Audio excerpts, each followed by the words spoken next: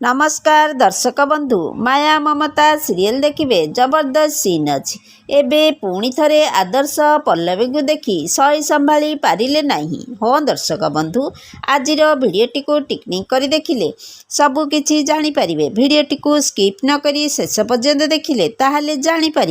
एबे दर्शक बंधु आपण मानकर प्रिय सीरियल माया ममता सीरियल रे देखा पाइबे जे पल्लवी मंदिर को जाइथिबे पूजारी को कहिबे नन्ना मु किछि भी खाइनी मो पेटरे छुआ भी अच्छी आपण छुआ को देखी मते किछि माँ को प्रसाद जदि टिके देई थांतो ताहले भल होइथांता।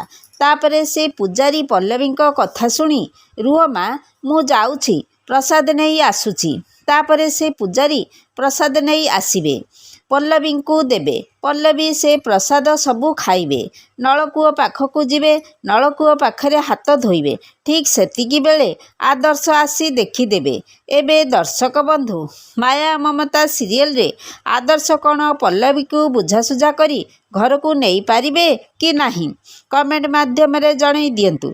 आज संध्या 7टारे देखंतु माया ममता एबे केवल सिद्धार्थ टीवी रे।